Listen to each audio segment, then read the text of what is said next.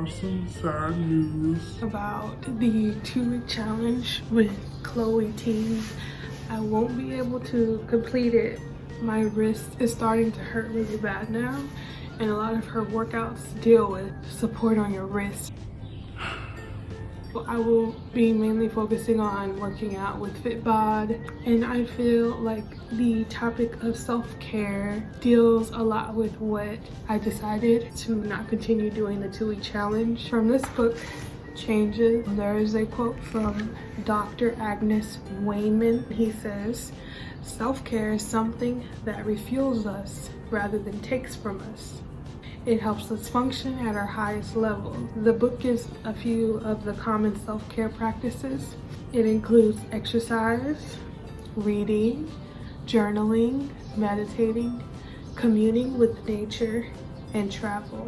Right now we can't travel, but everything else we can do it for sure. In this book, or in this chapter, talks a lot about when we are stressed, our patience runs thin and it leads to conflict. This is a touchy topic because when I was working at Starbucks, my last few days there, I was working 2 jobs at the time, and I wasn't taking the time out to properly talk to myself, properly deal with myself, and just looking at what was going on mentally at that time. A lot of times within my last day at Starbucks, I was finding myself being very nonchalant, not really caring about what people say, just walking away mid-conversation. I was just really rude, and at that time I was tired all the time. It was just a lot of things that I thought, I don't have time for that. I know what my job is and I know what I need to do. I had that on my face all the time, my actions and with how I talk to people, especially my coworkers. I would like to take the time to apologize. I'm sorry for being a butt. I never want to be a butt, and I don't want to be a butt, and that's not who I am. That's not my personality, and I should never have acted that way, and I should have taken the time to talk to myself. And why am I treating people that I really care about like that?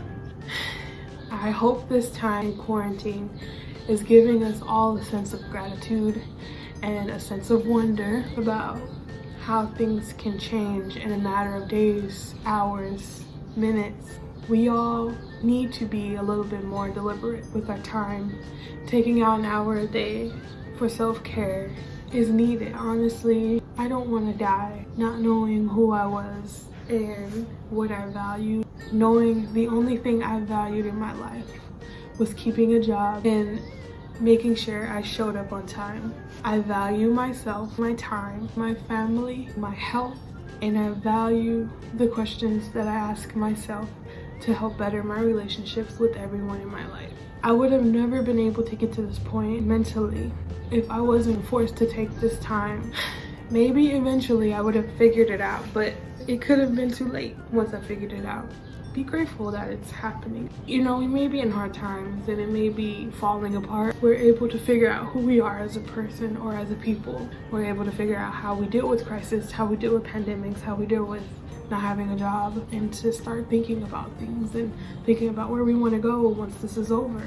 If you don't feel like you have an hour for self-care, let's start with the first step, a simple step. Ask yourself, what do I value? If your mind draws a blank, then take that hour to figure it out, because your time is important, or should I say your you time is important. So let's get it today. It's day 18. Let's go, baby. Let's go.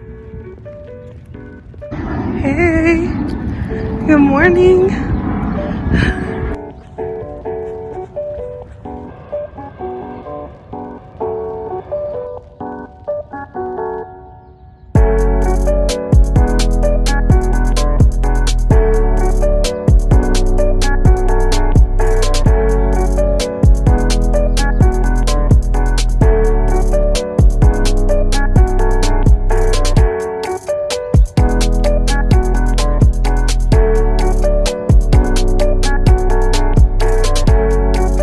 Good day 18.